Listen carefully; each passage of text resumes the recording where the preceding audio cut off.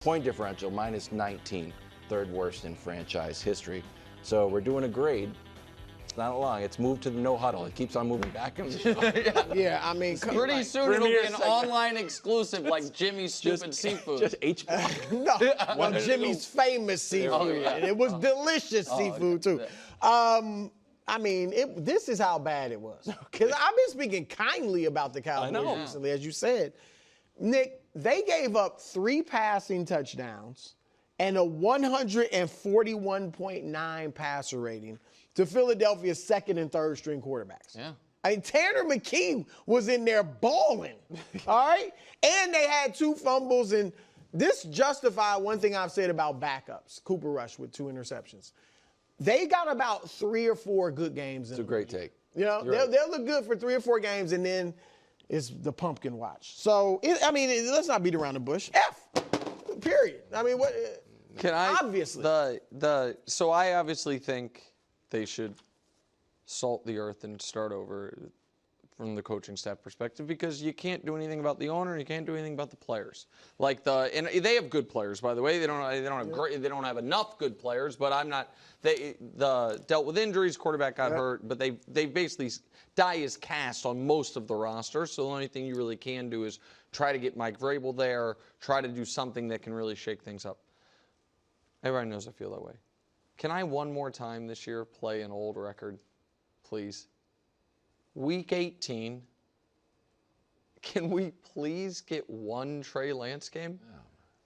No, I'm serious. No, I actually agree. He actually made an appearance. I thought you would. Like, no, he's a free agent after this. As an audition? But Nick, no, you know what this means. He must be the worst practice player in NFL history. It does make sense. Give him a shot. I mean, yes. Yeah, absolutely. He should have been playing. Right, and I got why they didn't do it already, because they had all of a sudden, they almost beat the Bengals, and they did get, you know what I mean? It was like, oh, we have a chance to spoil Philadelphia, you know, whatever. We have a chance to finish above 500. Those things, that's all gone now. You just got dog. Well, the last time we saw him, he threw, I think, 400 yards. 400 yards and 5 interceptions. Yeah, Can I give you a reason not to? It's a cousin of your take on why Saquon shouldn't go for the record. What? Because Jerry was so proud of making the Trey Lance trade all by himself. I can just do it on my own, just one phone call. If Trey goes out there and throws 5 more interceptions, Jerry's going to be like, why'd you start Trey Lance? Yeah, you guys can't develop this guy? Yeah, but I mean, this is the last. He's going to be. They're not going to re-sign him. He's a free agent after this, and just. I would like to see him just for the heck of it. It'd be more interesting. Yeah, definitely. This is the beginnings of the chapters of how the Lions season. We're going to be like, God, dog, man, what a blown opportunity. Yeah. I think there is nothing to be gained from this, even if even if we're like, oh, everybody's healthy, don't worry about it. Still short week. The stakes, as far as winning a Super Bowl, the game between them and the Vikings is truly one of the most consequential regular season games in NFL history. I know that sounds hyperbolic. It is not. We've never had a 14-win 2 seed. Yeah, well, and it would be a 5 seed. It would be a 4, correct. No, and then now some of that has to do with the fact the 17-game schedule, but whatever. Like, a game that if the Lions win in Week 18, they have a bye in round 1, will be big favorites in round 2, and slight favorites in round 3. If the Lions lose in Week 18, they will be slight road favorites in round 1, and then underdogs the rest of the way. An extra game and all of it. Your chance of going to the Super Bowl goes from like 40% to right around 15 based on next week's game. So be as rested and healthy and fresh as possible.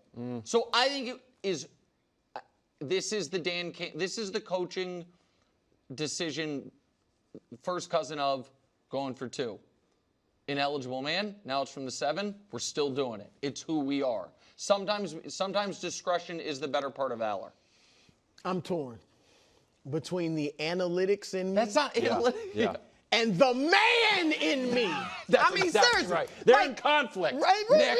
The analytics. They're in conflict. I told you guys an hour ago, or however long it was ago, In 1984, I don't the San Francisco 49ers, 14-1, number 1 seed wrapped up, nothing to play for. They play everybody. Joe Montana, Dwight Clark, Roger Craig, Wendell Tyler, everybody. Wendell Tyler? Tyler, yeah. He was back up to Roger Craig. Anyway, they go on to win the Super Bowl. Back in the day, we didn't think about this stuff. You play. That's right. I'm paid to play 16, now 17 games. I'm playing. I want to play. Thank you. Practice isn't fun, but do you know what's fun? The game. Right, can I ask you a question? When I get to be a star. Hold on, real quick. Should Kelsey, Mahomes, and Chris Jones play on Week 18? No. Why? Because you guys I didn't think they should have played last week. Can I make an argument for that? The Chiefs are not built like the Lions from a mentality standpoint. Okay, should the Bills play? No. The Lions are one of one. They could. The Lions play. We don't know that works. But the die has been cast. We play. That's his whole thing. We are tougher than you, and we play. It is what it is. You got to dance with that's their culture. Can I say something real quick? That's their culture. Hold on. That's what it is. Can I say something real quick? The we play is not part of their culture. We go for it on 4th downs. We're aggressive, all these things. The whole we play thing has literally never come up ever until he announced it was part of their culture 3 days ago. But there's toughness to it. Yeah, it's all basic. So if they get the bye, should they be like, no? They should schedule a hard scrimmage. They can't flout the rules. Okay, I'm telling it. I get it. It makes total sense. But like Bruce said, he's in conflict. Okay, so between the analysts and the man. If they play this week, and they lose to the Vikings, and that puts them in the 5 seed, and now a team that for the first time in the history of their franchise was Super Bowl favorites 3 weeks ago, the thing ends before the Chiefs even play their first playoff game, or shortly thereafter. Do you think that maybe they need to adjust this next year? You don't know. We don't, not you specifically, but we don't know that they would have won anyway. I understand. That's the thing. Here's what we do know. We do know if they're the 1 seed, they're not going to lose in round 1. We know that. And we do know that. I shouldn't say we know. I think it is logical to say you are hurting your chances next week by playing on Monday night in a meaningless game. If the Vikings... I don't think mentality-wise that's what they are. Okay. They are just a tough team, and the only way to win is to win. 14 wins and 4,000 passing yards. Sam Darnold on this list with literally the best quarterbacks in the history of the universe. This is like one of those old Garoppolo graphs. But it's not... And he got just to the 14 wins in 16 games. It's nuts. Yeah. So do the Vikings have to bring Sam back next year? Absolutely. Absolutely. Now, what I'm trying to give him the Baker Mayfield, 3 years, 100. Nope. Did you see the graphic? If that won't work, look, the Daniel Jones 2 years guaranteed, $40 million each year. I know he got. Not taking that either. See, this is the tricky thing. If I'm Minnesota, I definitely want Darnold back. J.J. McCarthy, you're my backup. It was just good. We Jordan love you. Sure. You learn under Darnold. If Darnold turns into a pumpkin next year, maybe we got J.J. ready. But, Nick, here's why I do think they can get him for that. If I'm another team, the Titans, the Jets, the Giants, one of these teams that needs a quarterback. The Jets would be amazing. I'm not throwing money at Sam Darnold. Somebody will. They shouldn't. Who? Because wherever else he goes, he's not going to have Kevin O'Connell. He's not going to have Justin Jefferson. He's not going to have Jordan Addison. I mean, he is in a great situation. Brian Callahan thinks he is Kevin O'Connell. I am not convinced.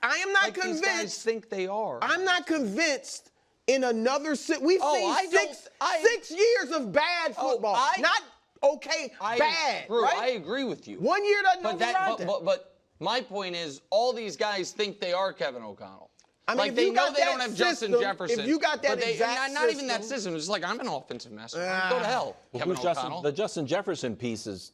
Right, the O'Connell system's similar like Shanahan and all that. Yeah. And Darnold was in that last year.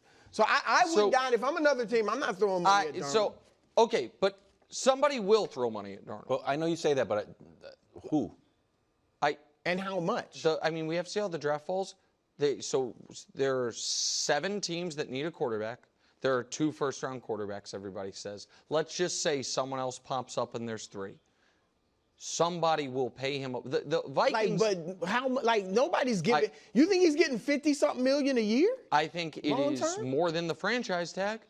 I think the Vikings. The Vikings. My guess is franchise tag. And say, prove it to us one more time. That's my guess, which is totally fine. But as far as like letting, if he were, and I think they have to do that because someone would offer him more than the franchise tag, which is $42 million a year next year for quarterbacks. And so I just like that's the situation they're in, and then they have an interesting conversation about next year, if he's excellent again, how does the league value J.J. McCarthy and what you want to do? Because J.J. McCarthy was, almost a universally considered first-round pick. Mm-hmm. So you know what I mean? You can recoup it that way. It's not the exact same thing I'm suggesting the Patriots, look into with Drake May. But these guys who were first-round quarterbacks, they weren't just first-round quarterbacks on your board. They were first-round quarterbacks on the league's board. So you have opportunities. I don't think this is dead set that he is their quarterback next year.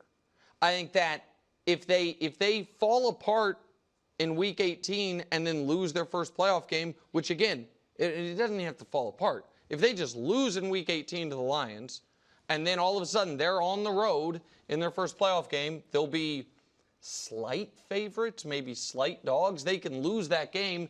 Then I think the Vikings reevaluate the whole thing. Like what? But in that scenario, why? Let's say Darnold plays fine. Mm-hmm. Why wouldn't you bring him back? Because we don't know what J.J. McCarthy is. Because the belief, I think, would be Sam Darnold didn't all of a sudden get great.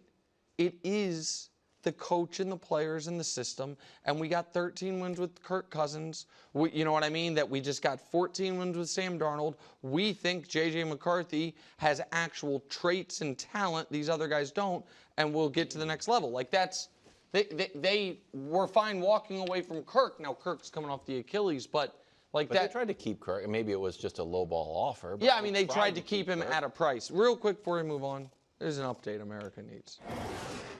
America needs it. We talked about it all last week. Thursday thing, not even Friday. Well, it happened. So here's the deal, America.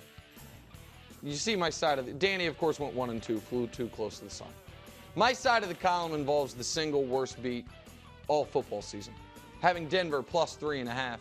Cade York bangs it off the upright. I'd be 3-0, and at 64% and in first place. Sadly now, 0.1 of a percentage point behind Parkins. Thanks for watching. Subscribe here to get more from the show and to check out clips from other shows on FS1.